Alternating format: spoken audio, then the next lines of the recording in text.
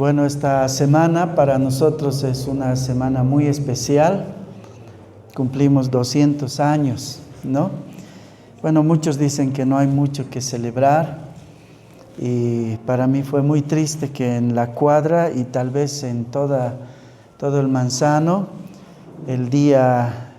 los 2 días de feriado que nos dieron, era el único loco que estaba poniendo su bandera. Y realmente sentí mucha tristeza, ¿no? Porque hasta ahora está ondeando como la única bandera en la cuadra, por lo menos. Y bueno, les decía, mucha tristeza. Yo estudié en una escuelita donde nos enseñaban a cantar el himno nacional con mucha emoción. Y cuando era niño yo lo hacía así con todo mi corazón. Y siempre que es el Día de la Patria yo saco mi bandera, ¿no? Para ponerla. Y suelen acompañarnos, pero esta vez parece que muchos están enojados. Sin embargo, yo quisiera que podamos meditar en lo que significa para nosotros la patria. Entonces voy a entregar antes este tiempo, antes de orar, quiero leer con ustedes Hebreos 11, 13 al 16, que dice así: conforme a la fe, dice, murieron todos estos sin haber recibido lo prometido, sino mirándolo de lejos y creyéndolo y saludándolo y confesando que eran extranjeros y peregrinos sobre la tierra. Porque los que esto dicen claramente dan a entender que buscan una patria, pues si hubiesen estado pensando en aquella de donde salieron, ciertamente tenían tiempo de volver. Pero anhelaban una mejor, esto es celestial, por lo cual Dios no se avergüenza de llamarse Dios de ellos, porque les ha preparado una ciudad. Vamos a orar. Oh Padre Celestial, nos acercamos a ti para darte gracias, Señor, por este pedazo de tierra en el que nos has permitido nacer, en el que muchos hemos podido fundar una familia, Señor, pero sobre todo en el que hemos podido disfrutar de una relativa paz, aunque ha habido eventos, Señor. Nunca hemos visto en su totalidad la devastación de la guerra, Señor, o el sufrimiento del hambre como en África, Señor. Es una tierra tan pródiga, tan especial, de la que te damos gracias el día de hoy como creyentes. En el nombre de Jesús, te rogamos que nos ayudes, sin embargo, ahora a meditar también en esa patria que nos espera al final de la historia, Señor.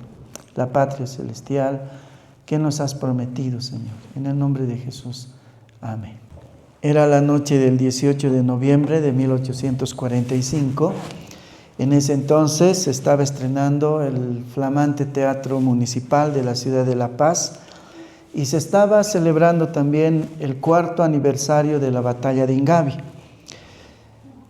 En ese entonces estaba presente el mismo héroe de Ingavi, ¿no? El general José Vallivian, ahora en ese entonces presidente de Bolivia. Y se estaba cantando por segunda vez, luego de haberlo hecho a mediodía, el himno nacional de Bolivia.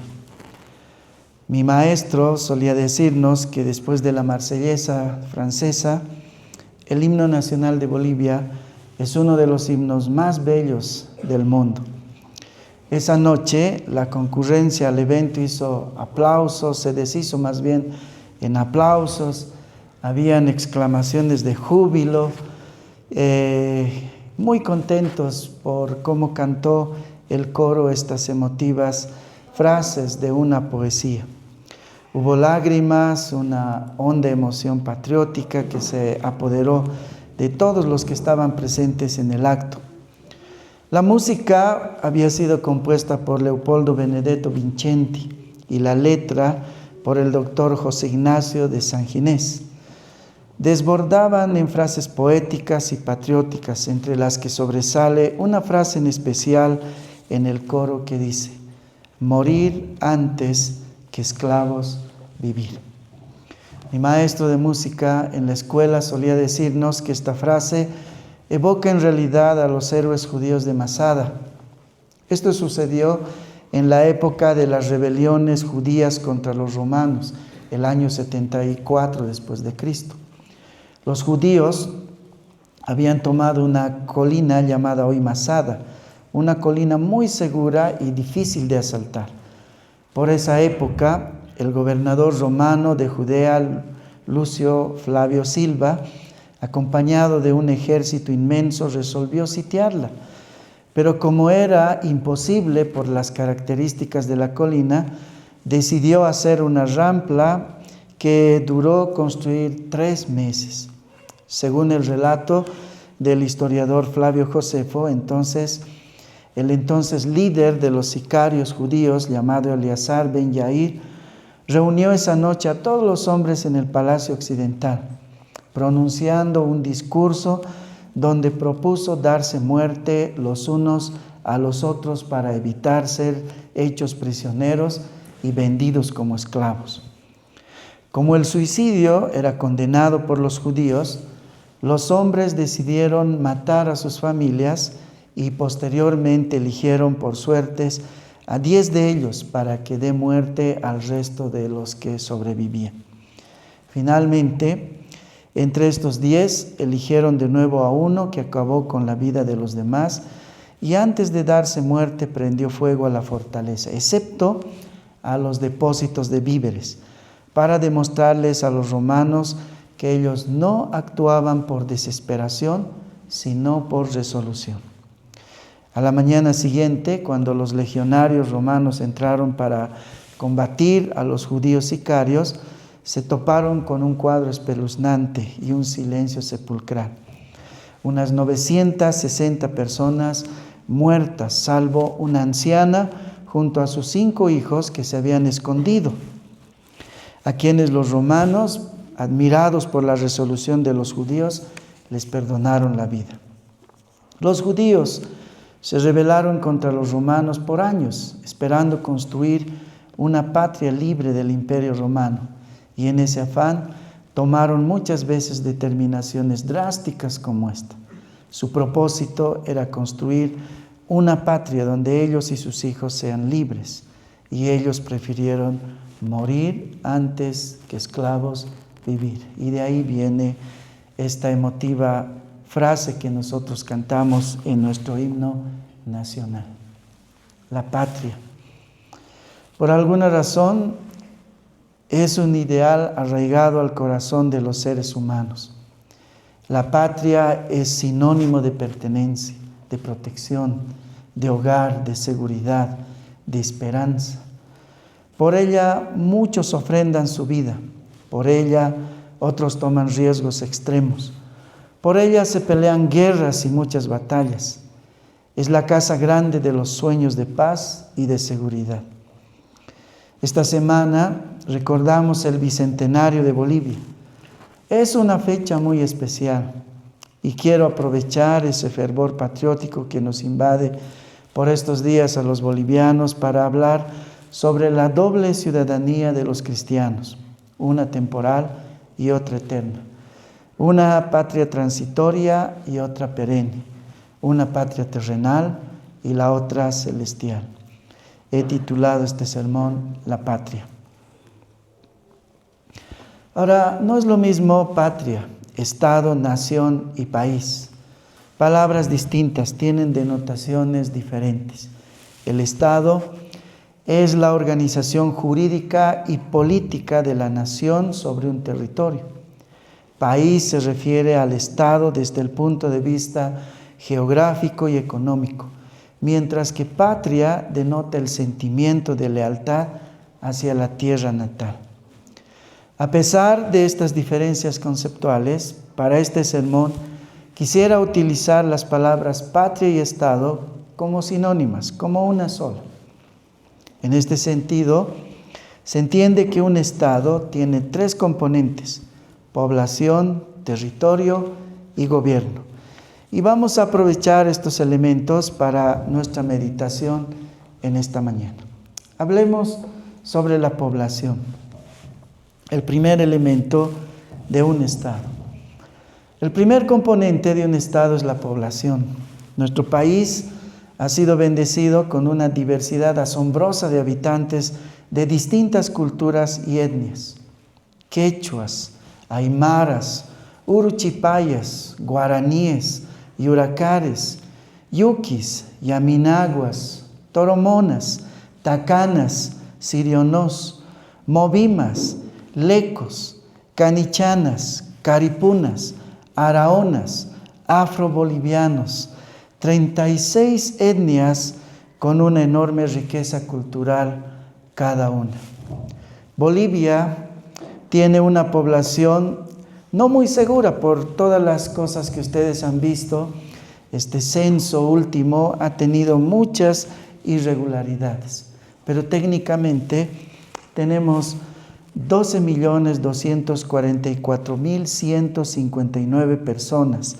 Se encuentra en la posición 79 de la tabla de población compuesta por 196 países y mantiene una muy baja densidad de población, 11 habitantes por kilómetro cuadrado, aunque la distribución es muy desigual en uno y otro lugar, de tal manera que en algunos lugares le corresponde una persona por kilómetro cuadrado. 60% de la población más o menos son de origen indígena y el 22.5% son mestizos. Somos un país bastante joven con un bajo porcentaje de ancianos. El boliviano es diverso en su cultura, en todo, su comida, su vestimenta, sus costumbres. Yo soy tan feliz de haber nacido en esta tierra. La sajta, el timpu, el fricasé, el chicharrón, el falso conejo, la ranga, el silpancho cochabambino, la calapulca potosina, el chairo paceño con su yajuita, el majadito del oriente, el saice tarijeño, el chorizo chuquisaqueño, el rostro asado de Oruro. ¡Cuánta variedad hay en nuestro país! En este país conviven el serio y el casi siempre político paceño, y el alegre y altruista cambita, el bonachón y el buen diente cochabambino, el batallador y líder orureño, el chapaco siempre lento pero sincero, el imponente y varonil chaqueño, el culto e ilustrado chuquisaqueño. Son algunas facetas del boliviano, cálidos, hospitalarios, apreciados en el mundo por ser considerados los hombres y mujeres más trabajadores. Ser boliviano es un verdadero orgullo y privilegio. No quiero hablar hoy de las debilidades del boliviano, que por cierto son muchas, para no opacar el cuadro que estoy pintando acerca del boliviano por motivos de nuestra fiesta patria. Pero seguro que tenemos tremendas debilidades y defectos. Todos los hijos de Adán los tienen. Dios nos ha bendecido al haber permitido que naciéramos en esta tierra. Somos parte de una ciudadanía hermosa. Pero los creyentes somos partícipes de otra ciudadanía mucho mejor. Somos ciudadanos, dice la Biblia, de la patria celestial. Y por lo tanto tenemos cualidades que nos hacen diferentes del resto del mundo. En 1 de Pedro 1, 14 al 16 dice: como hijos obedientes, no os conforméis a los deseos que antes teníais, estando en vuestra ignorancia, sino como aquel que os llamó es santo, sed también vosotros santos en toda vuestra manera de vivir, porque escrito está: sed santos, porque yo soy santos. Así como el boliviano tiene muchas cualidades de las que nosotros podemos sentirnos orgullosos, los hijos de Dios tenemos cualidades a las que estamos llamados a vivir. Y una de esas es la santidad. La característica principal de nosotros, los cristianos, como ciudadanos del cielo, como la población de la patria celestial, es la de ser santos. El Señor nos llamó a todos los que estamos acá para que seamos partícipes del carácter de Dios. El Señor dice, sed santos, porque yo soy santo. La palabra santo en el griego es agios. Agios significa separado, diferente. En realidad significa, en sus primeras expresiones, trascendente, sobresaliente, por encima de muchos. Así que el llamado de nosotros es eso: ser santos, ser trascendentes, ser sobresalientes, ser diferentes en nuestra manera de vivir. Dios, nuestro Señor, es sobresaliente, porque es único, no hay otro Dios, es trascendente, sin igual. Y sus hijos estamos llamados a participar del carácter de su santidad. La Biblia dice en 1 Corintios 6, 9 al 11, ¿no sabéis que los injustos no heredarán el reino de Dios? No erréis. Ni los fornicarios, ni los idólatras, ni los adúlteros, ni los afeminados, ni los que se echan con varones, ni los ladrones, ni los avaros, ni los borrachos, ni los maldicientes, ni los estafadores heredarán el reino de Dios. Y esto erais algunos, mas ya habéis sido lavados, ya habéis sido santificados, ya habéis sido justificados en el nombre del Señor Jesús y por el Espíritu de nuestro Dios. Entonces, existe un patrón estándar para ser considerado parte de la población celestial. Y no es un juego. No es algo que, sin embargo, tú puedas lograr en tu esfuerzo, porque sencillamente no se puede. La santidad no es algo que nosotros podemos alcanzar por nosotros mismos. Es algo en lo que Dios debe obrar en nosotros. Vean lo que dice, sin embargo, el versículo 11. Esto erais, dice el versículo 11. Pero ahora dice, habéis sido lavados, ya habéis sido santificados. Y finalmente nos dice la palabra que esto sucedió por los méritos del Señor Jesucristo crucificado en la cruz. Hemos sido impulsados a la santidad por el poder que obra la tercera persona de la Trinidad en nosotros, que es el Espíritu Santo. Hemos sido escogidos, como dice la palabra, desde la eternidad para buenas obras. Entonces, cuando pensamos en la población, esa población celestial, debemos pensar en nosotros. Nosotros somos esa población. Pero hay requisitos, hay prerrogativas que debemos cumplir. Y la más importante es la santidad, porque dice la Biblia, sin santidad nadie verá, dice, al Señor. Si tú estás luchando por querer ser una mejor persona en tus fuerzas, tengo una mala noticia para ti. Nunca lo vas a lograr. Pero si crees en Jesús, el Espíritu Santo obrará en ti de tal manera que llegará un día cuando no podrás reconocerte por la obra que Dios hará en ti. Dios nos da el certificado de nacimiento por medio de la sangre de Cristo derramada en la cruz, y los rasgos comunes del carácter de los ciudadanos cristianos se nos da por la obra del Espíritu Santo en nuestras vidas, en un proceso que se llama santificación. Y esa obra está garantizada, pues dice el Señor en Filipenses 1:6, estando persuadido de esto, que el que comenzó en vosotros la buena obra, la perfeccionará hasta el día de Jesucristo. Dios tiene una patria, y esa patria tiene una población, y esa población tiene un distintivo, la santidad. ¿Cómo sabes si vas a ser parte de esa población eterna? Si hay santidad en ti. La palabra que leímos hace rato dice con toda seguridad, esto erais antes, dice.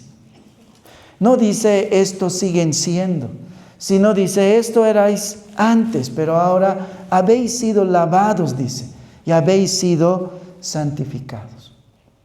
Y si alguno todavía está luchando, alguno todavía ora y llora en sus oraciones porque no ve los cambios que quisiera ver, la Biblia nos dice que hay una esperanza de que todos aquellos que pertenecen a esa población celestial van a ser transformados verdaderamente, con toda seguridad, estando persuadido de esto, que el que comenzó la obra en vosotros la perfeccionará hasta el día de Jesucristo.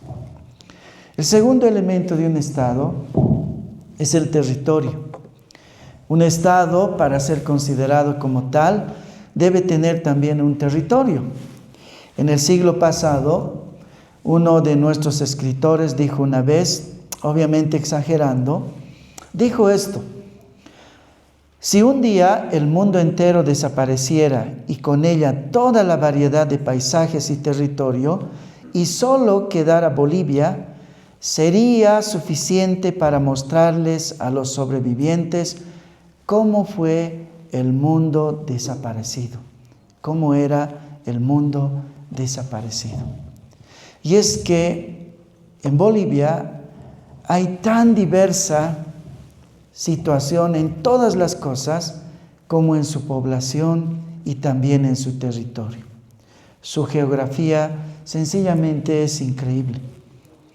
Situada en el centro de América del Sur y con una extensión de 1.098.581 kilómetros cuadrados, Bolivia es un país de una gran diversidad geográfica. Bolivia es un país de grandes contrastes geográficos, diferentes zonas geográficas, cada una de ellas con características únicas y particulares. Bolivia en general posee 3 zonas predominantes: la zona andina, que cubre el 25% de nuestro territorio; la zona subandina, que corresponde al 16% del territorio; la zona de los llanos, que se extiende en un 64% de nuestro territorio. Otras zonas increíbles como los Yungas, el Chaco, el Amazonas, desiertos en algunas partes, hacen de Bolivia verdaderamente un resumen de la geografía universal. El Salar de Uyuni, uno de los mayores depósitos de sal y litio en el mundo; Torotoro, el lago Titicaca, los Yungas, las grandes cordilleras de nevados, el Madidi, el circuito de las misiones jesuíticas. Dios nos ha permitido ver lugares increíbles en nuestro país.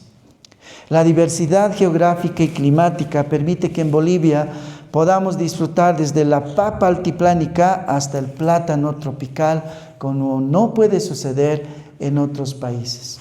Por otro lado, Bolivia, por su geografía, posee una enorme biodiversidad, habitando en ella desde la silvestre vizcacha hasta los delfines, aunque no tenemos mar, los delfines rosados y el salvaje caimán en el Beni.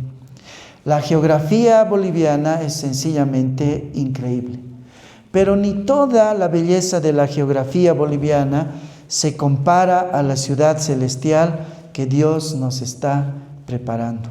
Jesús dijo una vez en Juan 14, 2, 3, en la casa de mi Padre hay muchas moradas. Si así no fuera, yo os lo hubiera dicho. Voy pues a preparar lugar para vosotros. Y si me fuere y os preparare lugar, vendré otra vez y os tomaré a mí mismo, para que donde yo estoy, vosotros también estéis. El Señor se marchó para prepararnos un lugar. Es increíble la geografía universal. Nuestra geografía boliviana lo es mucho más para nosotros porque somos bolivianos. Pero ni siquiera eso se compara a lo que Dios nos estará preparando a cada uno de nosotros. Nosotros disfrutaremos de unos cielos y una tierra nueva en nuestra patria celestial. Y nada de lo que hemos visto hasta ahora en este momento se compara a lo que nos espera allá en la eternidad. La Biblia los llama el cielo y la tierra nuevas. Eso quiere decir que serán diferentes en una forma. Y para nosotros será una experiencia eterna en muchas cosas que nunca vimos, que nunca se nos ha ocurrido que pudiesen existir en nuestros más creativos sueños. Una tierra, dice la Biblia, donde no se necesita más del sol. ¿Cómo puede ser eso? Dios lo alumbra, dice todo. Una tierra donde ya no existe más el mar. porque el mar en la Biblia es sinónimo de confrontación. El mar está en la Biblia como un sinónimo de el enemigo que no se puede vencer. Y entonces en esa tierra celestial ya no existe más el mar, sino un mar de cristal, como una piscina más o menos. ¿Cómo será ese lugar? Un lugar donde la palabra belleza queda corta para describir lo que será nuestro hogar eterno. En Apocalipsis 21:1 dice: vi un cielo nuevo y una tierra nueva, porque el primer cielo y la primera tierra pasaron, y el mar ya no existía más. Este mundo pasará y con ella toda su belleza y su diversidad tan solo serán una sombra de lo que será nuestra patria celestial. Muchas cosas entonces serán diferentes, pero lo que hará más bello ese lugar será la presencia de Dios. Dios estará con nosotros en esos días eternos. En Hebreos 11, 14 al 16 dice la palabra: porque los que esto dicen claramente dan a entender que buscan una patria. Pues si hubiesen estado pensando en aquella de donde salieron, ciertamente tenían tiempo de volver, pero anhelaban una mejor, esto es, celestial, por lo cual Dios no se avergüenza de llamarse Dios de ellos, porque les ha preparado una ciudad. Todos los hombres y mujeres piadosos de antes pensaban en esa patria, en ese lugar celestial. Ese fue el combustible para algunos que les permitió avanzar en medio del desierto. Abraham, por ejemplo, caminó por fe. Permitió que su sobrino Lot eligiera un día la mejor tierra, entre comillas, según los ojos del hombre. A él no le importó perder esas tierras, porque Abraham estaba pensando en lo que dice Hebreos aquí: una patria mejor y una patria eterna y celestial. Fue lo que también alentó a Moisés caminar por el desierto. Aunque nunca pudo entrar en Canaán, él nunca estuvo triste. El día que el Señor le dijo que por su pecado él no entraría en Canaán, bueno, no dijo: qué tristeza más grande, cómo he caminado 40 años en el desierto y no voy a entrar a la tierra prometida. Él sabía que el Señor le estaba hablando de otra patria, de otra tierra, de otro territorio. Él sabía que le había sido franqueada la entrada a la patria celestial. De eso es de lo que habla Hebreos 11. Era la visión de esta tierra nueva, hermosa y sin igual, que hacía que muchos hombres caminaran su vida espiritual. Debe ser igual también para nosotros. Esta patria es linda, y como hemos visto, muchos de los que hemos vivido como yo casi medio siglo, hemos visto que la patria también puede ser destruida fácilmente por hombres mezquinos. Aquella no. Aquella jamás será destruida. Aquella será eterna, para siempre. El tercer elemento de un Estado es el gobierno. Todo Estado necesita tener una población, un territorio, pero también un gobierno. Hasta el año 2025, Bolivia ha tenido 67 presidentes, sin contar a los vicepresidentes que asumieron el cargo de manera interina. Presidentes con luces y sombras. 36 militares gobernaron por 99 años y 6 meses. 20 abogados por 58 años y 10 meses. 9 de otras profesiones por 26 años y 4 meses. Y 2 sin formación profesional por 20 años y 8 meses. Quizá tenga algunos errores, pero más o menos así se distribuye el gobierno de nuestros presidentes. Algunos, como Simón Bolívar, Antonio José de Sucre o Vallivian, fueron héroes de las batallas libertarias. Otros, empresarios o terratenientes como Gregorio Pacheco. Otros, tiranos y de factos como Melgarejo, Banzer o García Meza. Otros, honorables y dadivosos con el pueblo como Daniel Salamanca, Barrientos o Víctor Paz. 2 mujeres gobernaron nuestro país, la señora Lidia Gayler, Tejada y Yanine Áñez. Bolivia, mal o bien, fue guiada en estos 200 años de vida por hombres con buenas intenciones algunos, y otros por razones mezquinas y avariciosas. Otros por suerte, por el azar y la coyuntura, llegaron a ser presidentes. Pero siempre hubo una guía que orientó al país hacia su desarrollo. Algunos líderes del país eran dignos de admiración. Tuvimos presidentes que trabajaron por nuestro país a pesar de sufrir terribles enfermedades, pero en medio del dolor tuvieron que confrontar el reto de guiar a la patria en tiempos muy difíciles, como fue el caso del presidente Daniel Salamanca, a quien le tocó confrontar el enorme peso de la guerra del Chaco en medio de terribles dolores y una enfermedad crónica e incurable. Otros gastaron hasta su propio dinero para pagar a los funcionarios de su época, como fue el caso de muchos presidentes del principio de la vida republicana, o quienes mínimamente salieron más pobres o sin ningún tipo de beneficio económico después de haber sido presidentes, como fue el caso del 4 veces presidente doctor Víctor Paz Estenssoro o el amado Tata Belso, a principios del siglo pasado. Admirados muchos de ellos, los presidentes y gobernantes son, como se dice en nuestra tierra, los padres de la patria. ¿Quién no ha soñado alguna vez sentarse en la silla presidencial para guiar la patria que tanto amamos? ¿Quién no ha soñado alguna vez en pertenecer a este selecto grupo de guías de la patria? Porque de alguna manera los presidentes son los héroes vivos de la patria. Son elegidos por alguna razón, por algún tipo de admiración. La mayoría de ellos no fueron hombres perfectos, pero fue la mano providente de Dios quien en última instancia los puso en la silla de dignidad y honor. Eso dice Romanos 13:1.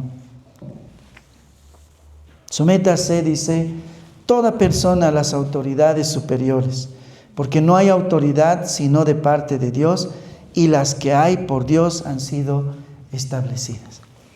Les había dicho que muchos de estos presidentes, muchos hombres y 2 mujeres, tuvieron sus luces y sus sombras. Y algunos fueron odiados y algunos hasta murieron ahorcados, porque el pueblo estaba muy enojado con ellos. Pero al final de cuentas, todos ellos fueron puestos por la mano soberana del Señor. Nosotros los creyentes siempre debemos respetar a las autoridades porque fueron puestas por Dios. Y aunque muchos de ellos nos frustran, nosotros debemos considerar que fue la mano de Dios que los puso en la silla presidencial. Nosotros los creyentes, sin embargo, aparte de eso, tenemos la esperanza de tener algún día un verdadero gobernante, no como el mundo. El mundo vivirá así, siempre defraudado, porque su esperanza estará puesta siempre en hombres falibles, pecadores, ambiciosos muchos de ellos, tiranos en otros casos. Nosotros no. Nosotros tenemos la esperanza de que al final de esta rueda de hombres pecadores que gobiernen en el mundo, tendremos un verdadero gobernante, sin fallas ni defectos. Uno al que el pueblo de Israel rechazó en los días de Samuel.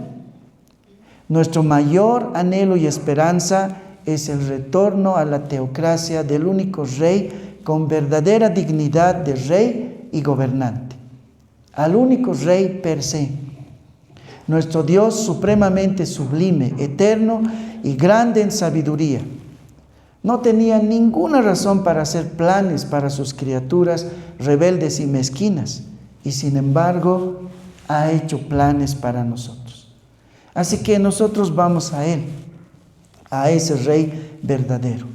Ningún rey en verdad fue capaz de dar la vida por su pueblo como ese rey, pero Dios en su grande amor nos envuelve dentro de un plan soberano y misericordioso de salvación, hasta enviar a su Hijo a la cruz por aquellos a quienes llama su pueblo.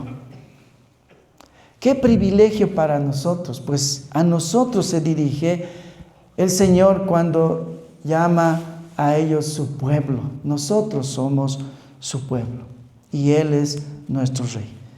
Es tan admirable la obra de Dios con su pueblo que dice la Biblia que aún los ángeles quedan admirados acerca de este plan de salvación y quieren saber más acerca de este Rey y su pueblo.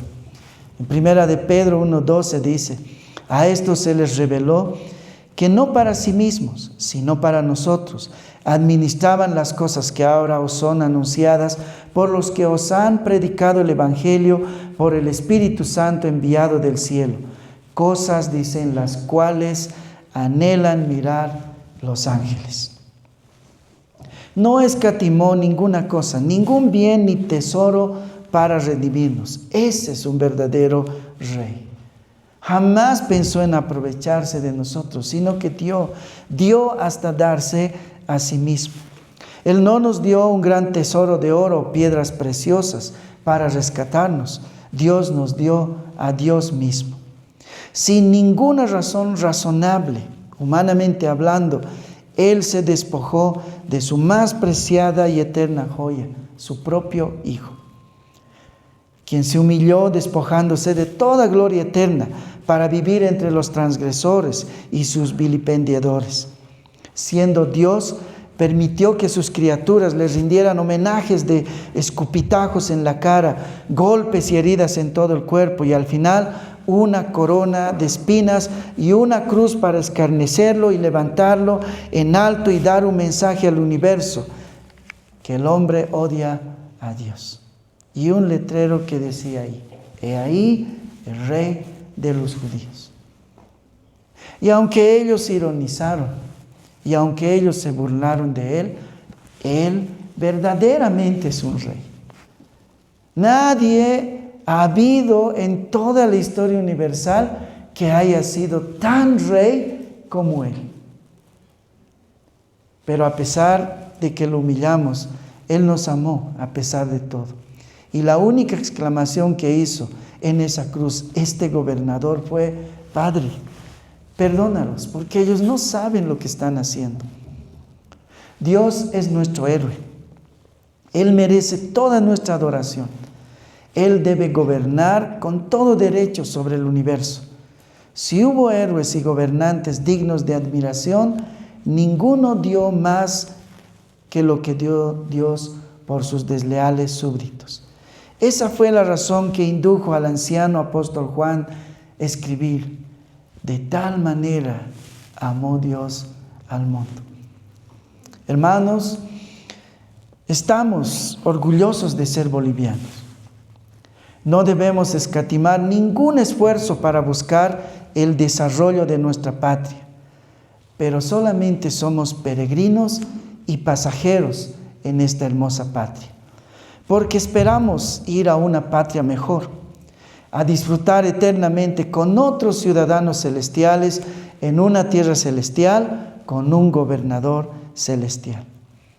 La historia del mundo y nuestra patria avanza de manera urgida hacia el desenlace que nos presenta el último libro de la Biblia en Apocalipsis 15, cuando dice: y cantan el cántico de Moisés, siervo de Dios, y el cántico del Cordero, diciendo: grandes y maravillosas son tus obras, Señor Dios Todopoderoso. Justos y verdaderos son tus caminos, Rey de los santos. ¿Quién no te temerá, oh Señor, y glorificará tu nombre? Pues solo tú eres santo, por lo cual todas las naciones vendrán y te adorarán, porque tus juicios se han manifestado. Esa es nuestra esperanza, volver a nuestra patria, volver. Esa es una palabra muy importante, porque nosotros no somos de esta patria. Amamos Bolivia, debemos amar Bolivia, pero debemos tener nostalgia por la patria celestial. Así como todos ellos que tuvieron que salir de nuestro país por alguna razón, trabajo, oportunidades, ellos no viven felices allá, viven con una nostalgia de volver a su patria. Muchos hombres y mujeres que salieron a Estados Unidos, a España, a Argentina o Brasil u otros países por alguna necesidad, piensan en volver a su patria, a Bolivia. Su trabajo los mantiene ligados a esos países. Alguna oportunidad, pero su corazón está en Bolivia. Su esperanza está en algún momento volver a su casa, a su tierra linda. Sueñan con su tierra. Sufren muchas incomodidades, sufriendo, pero pensando en su tierra. Un día volveremos a nuestra patria. Nuestra poetisa chuquisaqueña Matilde Casasola escribió una canción acerca de este sentimiento de retorno a la patria boliviana. Desde lejos yo regreso, ya te tengo en mi mirada, ya contemplo en tu infinito mis montañas recordadas. Ya contemplo en tu infinito mis montañas recordadas. De la misma manera, nosotros estamos ligados a este mundo con un solo propósito: hacer famoso el nombre de Dios, predicar el Evangelio. Pero en nuestra vista futura, vemos nosotros con esperanza y contemplamos en el infinito esas montañas del Señor, las montañas de Dios. Nuestra caída o nuestra estadía acá es temporal. Nuestro corazón espera con ansias el gran día de retorno a la patria. Este mundo y nuestra patria son hermosas. No puede ser de otro modo. Es la creación de Dios. Pero el mundo venidero es mucho más hermoso porque Dios está ahí. Nuestros dolores, nuestras frustraciones, nuestras enfermedades, nuestra pobreza son mitigadas por la esperanza de volver un día a nuestra patria, al seno de nuestro Padre, por siempre y para siempre. El último día que los judíos estuvieron en Egipto, esa última noche, había un fervor grande en los judíos. Dios les dijo: no coman el pan sentados, ni siquiera lo hagan con levadura, porque el tiempo es corto. Hagan pan sin levadura, porque deberán comer ceñidos los lomos y puestos de pie, porque pronto saldrán de Egipto. Así es para nosotros todos los días. Esa noche fue una noche de recordar, de evaluar todas las tristezas a las que fueron sometidos en Egipto. Pero esa noche era una noche de esperanza, una noche de gozo unánime. En todos los corazones de los judíos había un solo pensamiento: mañana volvemos a casa. Mañana volvemos a nuestra patria. Mañana nos vamos con nuestro Padre. No importa cuánto hemos sufrido en Egipto. No importa cuánto hemos perdido en Egipto. Mañana, de la mano de Moisés, nos vamos a casa.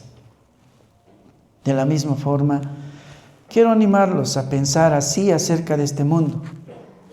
No importa cuántas cosas nos están angustiando. No importa cuán insignificantes fuimos en esta tierra. No importa cuánta pobreza y necesidad nos rodeó en este mundo.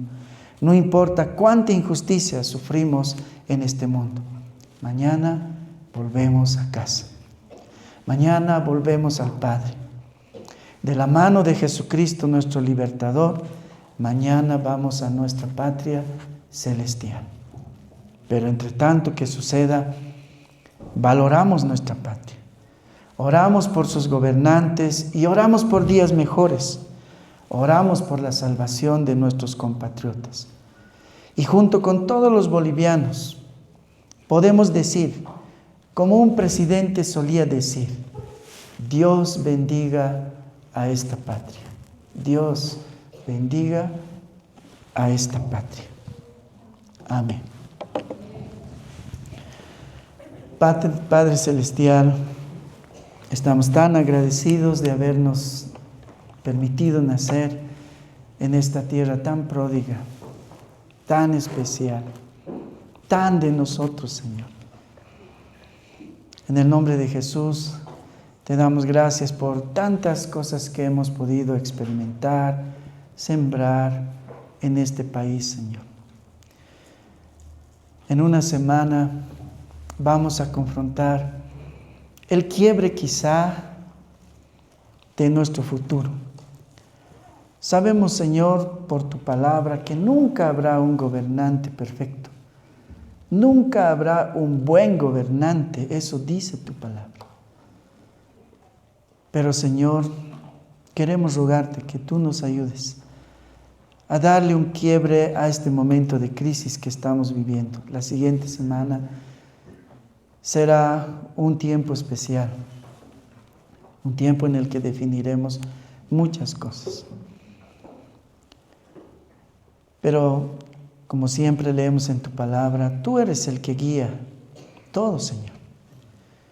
Como dice Proverbios, como los ríos son direccionados de aquí a allá, así los gobiernos y los reinos son direccionados por tu mano providencial. Y entonces no confiamos tanto en nuestro voto, ni en nuestra forma de concebir lo que es mejor para nosotros, sino en tu providencia. Ten compasión de esta patria, ten compasión de nosotros. Te rogamos que tú, como siempre, pongas al nuevo gobernador. Y ayúdanos, Señor, a que nuestros días sean mejores. En ti confiamos. Tú eres nuestra única esperanza, el único Rey que verdaderamente es Rey. Amén.